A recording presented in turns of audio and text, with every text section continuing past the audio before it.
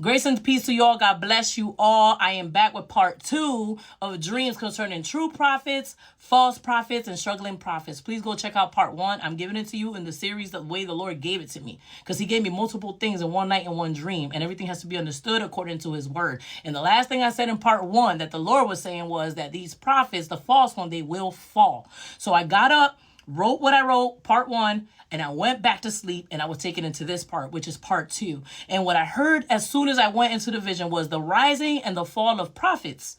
And immediately I was in the wilderness. It was the wilderness, like in the woods. And there was another woman of God. She is also a prophet. She was driving this truck. This was like a mountain truck. And we were riding through woods, and there was much rebel rocks. It was just all over the place. But I remember looking, and I kept seeing in the ground that there was pieces of like corners of luggages that were being exposed as if it was buried, but I could see parts of it. And I was like, oh my God, there must be so many people camped out over here, because where are these luggage coming from? So then it came to a part that we got to, and it was like an open view. There was no more trees, no more rebel, no more nothing. And it was a straight road. And once we got on the road and I looked down, I realized that this road was built on luggages. It was really a wall that was built by these luggages. And when I was able to see all the way down, tunnel vision all the way down, I could see it started to fall layer by layer, and it was coming quick. Immediately, the woman of God said, I know what to do. She put it in reverse, and she said, we got to get on solid ground, because this foundation is not solid. So as it was coming back with speed, I can see the layers that was under this. And when it got to the top layer, I got to see the luggages fall, and I got to see how deep this was. I got to see the luggages fall all the way down. You didn't hear it hit nothing, just like when there's a bottomless pit. It just went all the way down, and it was pitch black. Excuse me. Then we finally got on solid ground. So as soon as I got that, it brought me here to Ezekiel.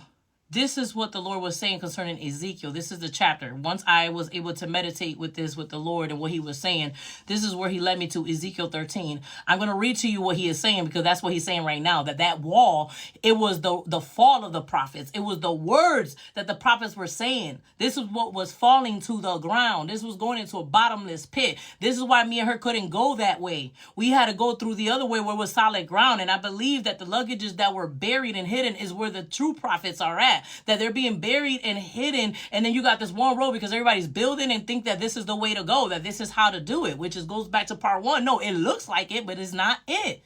You will fall. And here's Ezekiel 13 concerning the word of the Lord. And it said, the word of the Lord came to me, son of man, prophesy against the prophets of Israel who are now prophesying. Say to those who prophesy out of their own imagination, hear what the word of the Lord is saying. This is what the sovereign Lord says. Woe to the foolish. Woe to the foolish prophets who follow their own spirits and have seen nothing. Your prophets of Israel are like jackals amongst ruins. You have not gone up to the breaches in the wall to repair it for the people of Israel, so that it will stand firm in the battle on the day of the Lord. Their visions are false, and their divinations are a lie. Even the Lord has not sent them. They say the Lord declares, and expect him to fulfill their words. Have you not seen false visions and utter lying divinations when you say the Lord declares, though I have not spoken? Verse 8, therefore, this is what the sovereign Lord says. Because of your false words and lying visions, I am against you, declares the sovereign Lord. Amen. Let me say this again.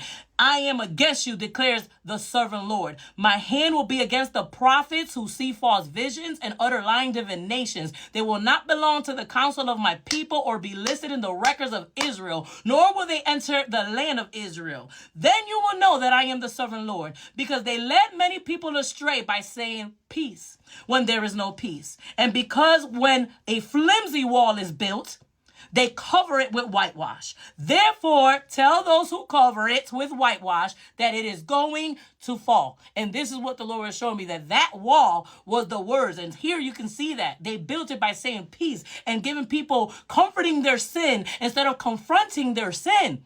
And the Lord was like, no, you built this on wall and it is going to fall. This is not the solid foundation. And he said with the whitewash. Now, let me tell you what whitewash means. Whitewash is like plaster. And this is what the Lord was saying. You build a flimsy wall, then you want to cover it up. Try to seal the little cracks because you want to sit here and not give what the people need to hear.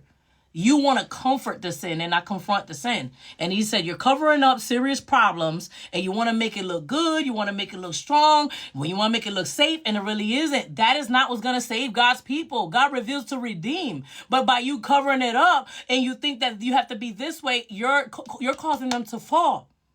So the wall is a false sense of hope with words. And this is what the luggages were. It was representing the words of people. And this was built so long. So me and the other woman of God being prophets of God, when we started to get on that road, he's like, go this way. That's why I believe that the buried luggage, and you can see exposed, some of the exposure of it is those were words that people were not releasing. So he's like, no, go that way and you got to get it out. And this is why I'm saying things right now. It's not in this way that we got to comfort people and say what people want to say. And no, we got to say what thus said the Lord. It is to save you. It's to redeem you. It is to redeem you. So the whitewash are the lies and the empty promises from the false prophets. And it says from the storm. And he called them, you foolish prophets. You foolish prophets. That's what he called them. So this is part 2 of that. So there goes part 1. And now we got part 2 of what these words were doing. I'm going to go into part 3 in the next videos. God bless you.